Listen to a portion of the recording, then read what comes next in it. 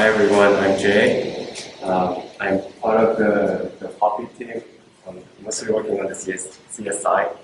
So today I'm going to talk about this question answering system using natural language processing.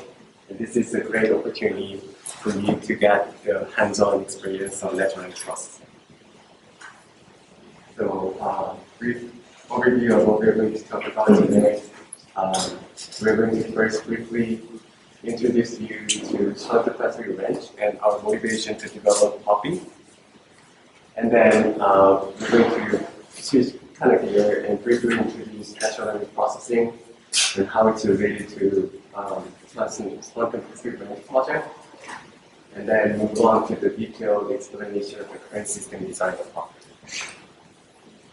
So for those of you who have missed the presentation last week, Swanton Poppy range is located about 60 miles south of San Francisco, but it's a little far away from the city. And it has a lot of land, well, a variety of land uses like crops, forests, rangeland, etc. And based on these, it offers various education experience to Cal Poly students, as well as external researchers in the field of agriculture.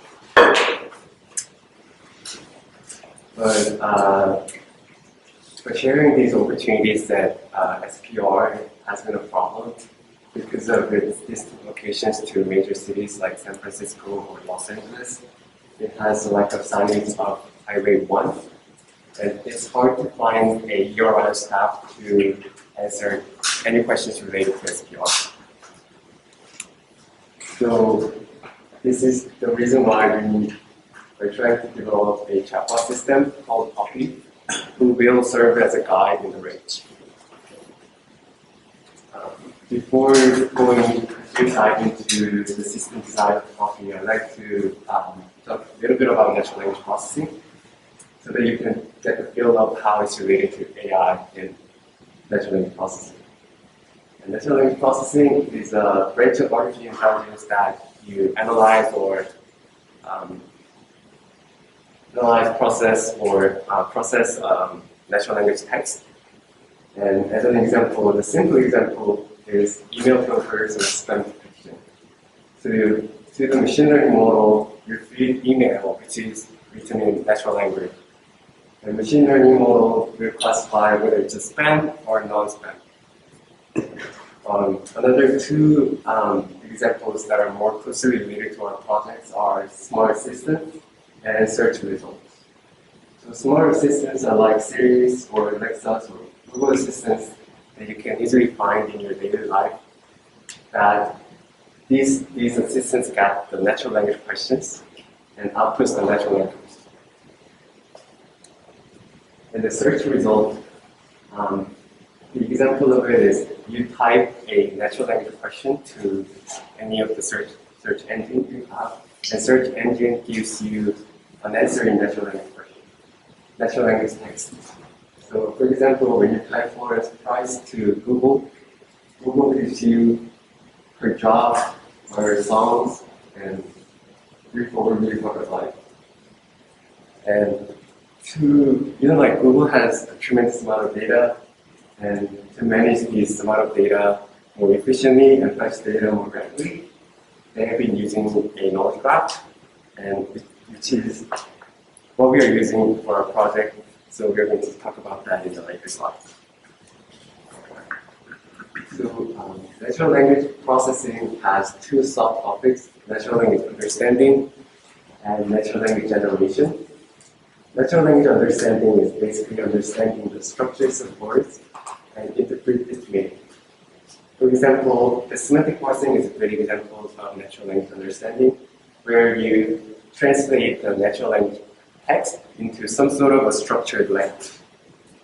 And relation extraction is another great example where you find the relations between the two entities. And sentiment analysis is another also good example where you analyze the sentiments of the natural language text. And the second subtopic is natural language generation. To do this, we normally use a natural language model, which is task of predicting the next word given the words we have seen so far. And more advancedly, we use conditional language model, which is basically we predict the next words given the words so far, plus the external inputs. And so for the machine translation, we get the input text, which is written in, I don't know, whatever language, let's say Spanish, and the model, we predict the next words, given the words we have seen so far in English. And another example is summarization and the free-form question answering. Free-form question answering is kind of different from what we're doing because it's just generating answers for questions without any templates or anything else. But first of all, for a machine to understand the natural language, it needs to be converted into these kind of the numbers that machine can understand. The simplest example is a bag of words representation, and the image on the right side is an example of bag of words representation. In this example, we have 3 documents in a corpus: the cat sat, the cat sat in the cat with the hat. And then we first tokenize this sentences into tokens and bind these unique tokens. So in these 3 sentences, we have the cat sat in hat with. And for each document, we basically count how many of each of these words this document has. So that the cat sat can be represented as 111000, and so on and so forth. But I don't know if you guys have noticed the problem of this representation already. But the main weakness of this representation is that this representation is sparse, which means it has a lot of zeros.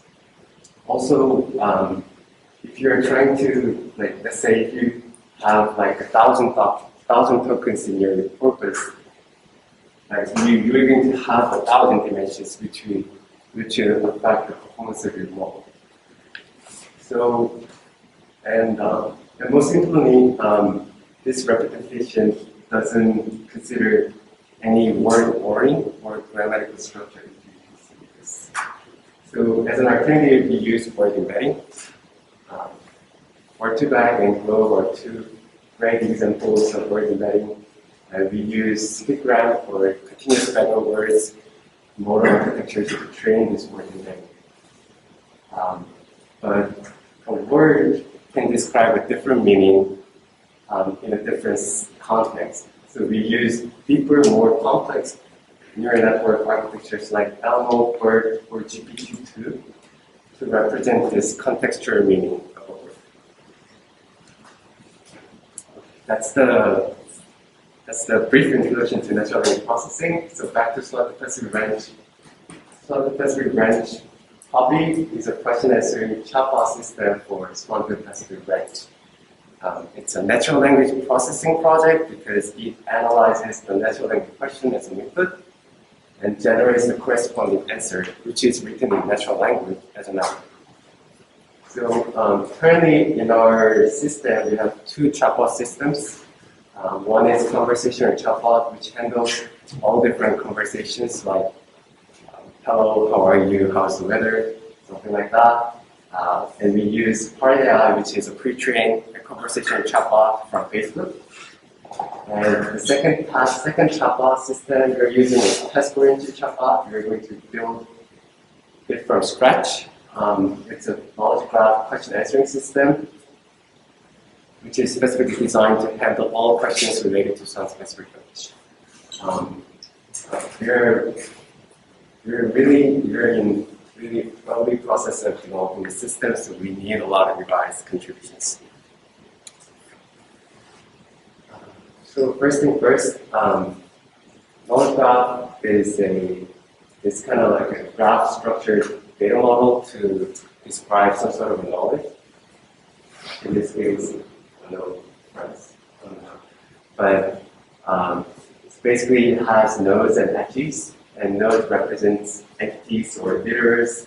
The relations represent a relations. the accurate represent relations between the entities or an entity and a data. So for this example, we have person, region, place, January 1st, 1984, which is date, are these entities, and Billy, James, Da Vinci, Mona Lisa, they are letters, and these edges represent relations. So between a Billy and person, there is these relations. And knowledge graph question answering basically a question answering system that uses this knowledge graph, the information stored in this knowledge graph. So as an example, we got this natural language question. What are all the country capitals in Africa? And this gets translated into this sort of Korean language. And this Korean language will get executed in this knowledge graph. The knowledge graph will output whatever corresponding answer to those input questions. And this process of translating from the natural language question to this Korean language, structured Korean language, is called semantic parsing. Traditionally, for semantic parser, we've been using template-based. So we have, in this template, we have a pair of natural language questions and Sparkle query. Sparkle is one of the standard query languages for knowledge graph. And given the input questions, we break them down into these multiple sub-questions, like which actor starred in the movie, which movie is directed by a person, who is person's father. So we have these three questions. So we look at the template, basically pattern match this natural language question pattern, and then get this Sparkle pattern. So in this Sparkle queries, we basically have like which actor starred in the movie, we have actor starred in the movie, and which movie is directed by a person, that movie is directed by a person, and so on and so forth. And this query will get executed in knowledge graph. The knowledge graph basically output an answer.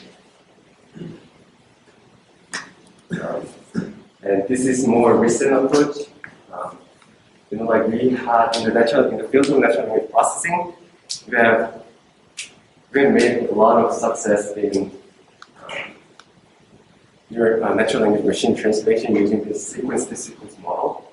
I don't know if you guys are familiar with this kind of model, but simply it has decoder and an encoder and a decoder. So in this example, this part is encoder, this part is a decoder. So the encoder basically gets this natural language question, and it somehow understands what these questions are, what these questions mean, and these structures, and yeah, basically all about this question. And then it feeds that representation to this decoder. The decoder outputs this query. Select hours, or X, blah, blah, blah. And then we basically get this output from decoders and formulate it into some sort of a language, query language. Okay. Would this be considered a recurrent neural network? Yeah, and this example is using LSTM. Okay. So, but we can use transformer. There are different approaches using like transformer or some sort of a more high-level complex models. And this is the brief system design of our overall system design of our system. So user will give natural language question, and utterance classifier will decide whether it belongs to natural language conversation or a conversation specific to Swanton Poppy. If it belongs to the natural language conversation, the conversation will handle that and then return whatever he answered as a response to the user.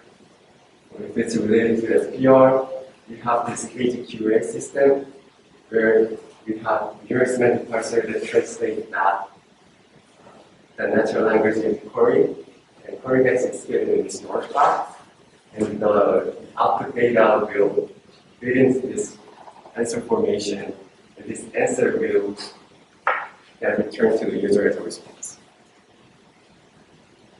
Yeah, that's pretty much it. And thanks for listening. If you're interested, feel free to contact me at this email. Any questions?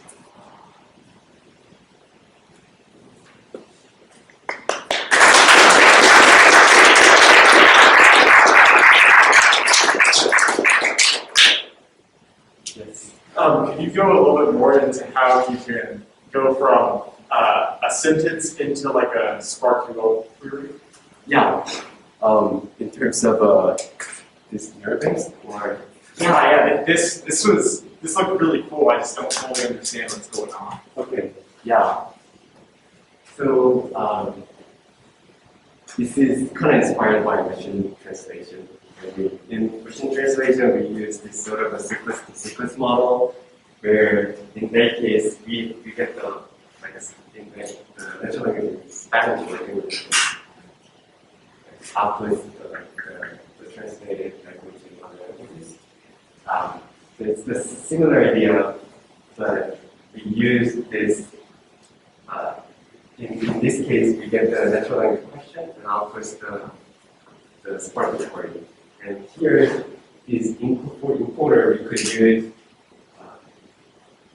recurrent neural network, LSTM, or GRU, or we could use transformer, or we could use BERT to just represent this natural language into like one representation we talked in previous slides. And then we basically have this, like from this last cell, last unit of this rectangular, we feed that into the decoder. But we feed that into this decoder, the decoder gets the starter token. And then this decoder will, based on this representation, it will like generate these tokens. But another variation of it is we can use attention, where this model's output will get, it's another topic, but it will some sort of use the attention score, which can be calculated with popcorn simply, and see like how much of these tokens contribute to like this thing. And then like, based on that, we use like powers. That's why we can like more I guess fine tune the model to output powers and stuff like that. Yeah. So we can use transformer, yeah. And then for decoder, we can also use GPT-2. So some of the approach we can have is for the encoder we can use BERT. And for the decoder we can use GPT-2. But that would be really complex. But yeah, it's another. So does the encoder feed in just like a vector to the decoder? Yeah. It's like a latent vector. Yeah, they can vector from the last unit of this decoder. Last unit of this decoder. Yeah. But as you can see that if this sentence is really long, this representation will forget whatever comes. Yes. Because this encoder, this representation has a limited size. That's why we use attention to make it for this to understand, for this to remember like the tokens that come really from. Yeah. Thanks, that was really helpful.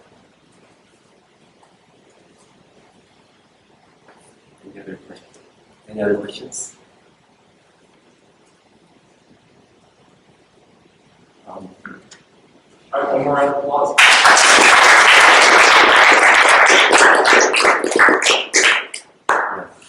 So this is natural language processing project. If you're interested, we need a lot of help. So feel free to reach out. Thank you. Can I ask? Yeah. You need help? Is it people who have experience already that you're looking for, or are you willing to take on people that kind of don't know anything?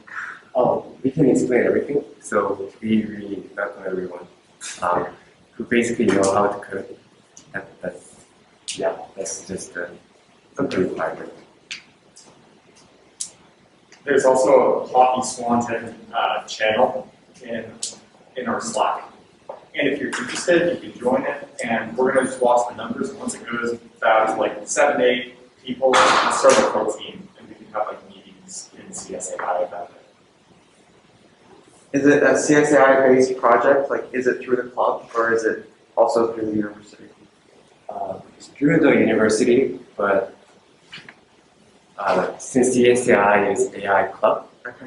it's CSAI people who are Okay. welcome to work with